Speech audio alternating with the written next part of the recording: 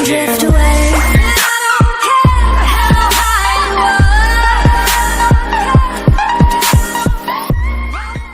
Alright, what's up y'all?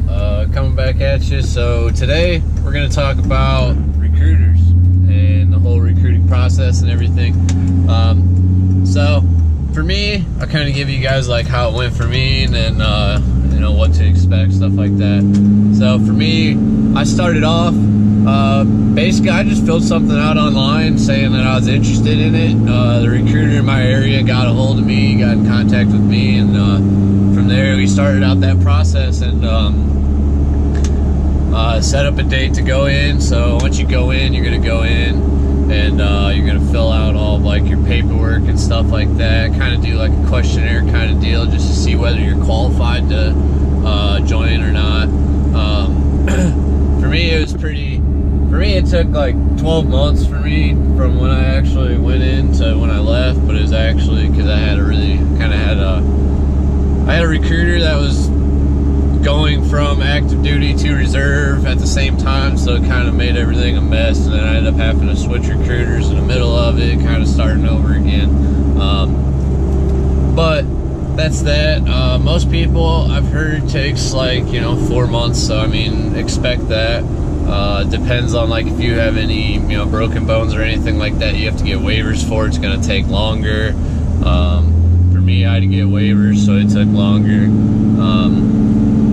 But basically, you just go in, do your questionnaire and stuff, find out if you're qualified. Once they find out, then they'll sit you down. They'll do a practice ASVAB test for you, just to get your overall score, see where you're at, see if you, if you qualify for jobs you want, or just see if you can qualify to even join the Air Force.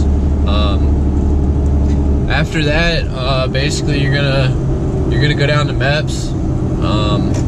And they're gonna do your physical and everything there, and from there, that's when they're really gonna tell you whether you qualify or not for the Air Force. Because once you go down there, you're gonna take the real ASVAB. Once you get done taking the real one, you're gonna then, for me, I took the real one the day I got down there, took the ASVAB the day I got down there, and then the next day was all just medical stuff. For me, I couldn't swear in that day because I had to wait for waivers. But most people, like, you'll just go down there, you'll do all that stuff right there, swear in, and then you'll go back to your recruiter. Now, different recruiters do different things. So for my recruiter, so one thing that was really nice is he made it to where we don't do job selection or anything like that when we're down in MEPS. We do not do it. We go back to our recruiter and we do job counseling with him. So that way, he made sure that nobody was getting screwed over.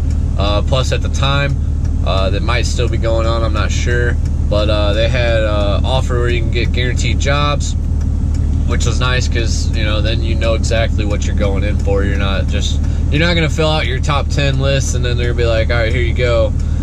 So like basically, if you fill out a top 10 list, which everybody does, I did it too, filled out my top 10. After that, kind of told him, I was like, hey, I'm not gonna sign a contract unless it's for what I want.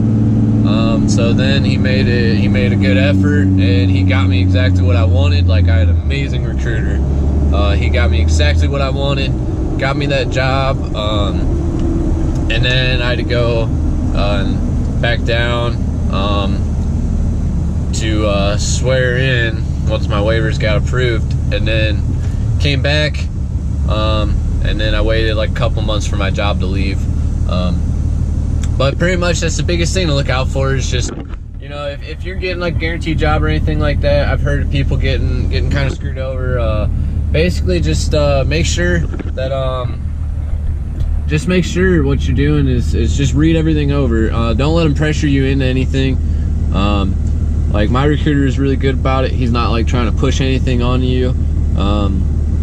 Basically just make it to where you don't rush into everything. Just take your time. There's no limit on it, so it's not like you can't just be like, all right, let me think about this and come back tomorrow and let you know, or anything like that. Like, there's nothing saying you can't do that.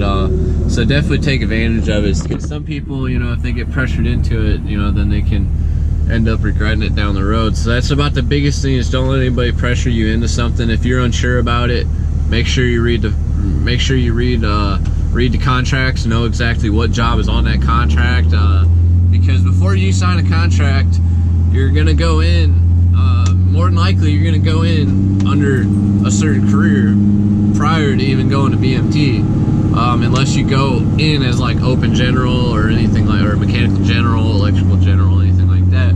But most of the time you will have some sort of a job already. You'll already kind of know what job you're doing prior to getting there, or leaving for BMT. So you're gonna sign that contract of that job.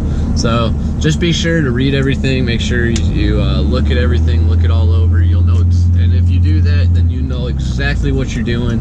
And because there's a lot of people that say they always get screwed by their recruiters and whatnot, but in all honesty, you guys are the ones that sign the contracts.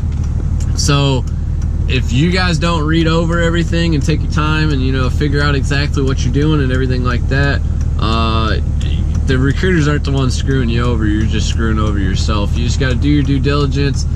Make sure you look everything over prior to signing anything. Really, just make sure you know exactly what you're doing, what you're going in for. Read the fine print, you know, so you know how many years you're going for, so you know what job you're going in for. So just, that's the best advice I can give you guys, is just, you know, do the due diligence and just make sure you read everything over, because the recruiters aren't the ones that are going to be screwing you. It's really just going to be yourself, because you're not reading over everything. But if you read over everything, you'll never have to worry about it, because you know you're going to get exactly what you want. So that pretty much wraps it up for this one. I mean, if you guys have any more questions or anything like that, go ahead and drop comments down below, hit subscribe, like, do whatever you want. I'm still going to be dropping down links down below for the ASVAB book. Go ahead and check out my ASVAB video. So you guys go ahead and check that stuff out down below. I got other videos on the ASVAB. I got a link to a book down below that I use that helped me study for it, and I feel like it'd help all you guys with it too. Just go ahead and check out everything down below. I got a bunch of links down there for other stuff that I use and whatnot. Go ahead and keep commenting. Let me know what you guys want to see. That's how most of these videos are coming up, because it's all requests off of you guys. So until next time, y'all just keep it classy.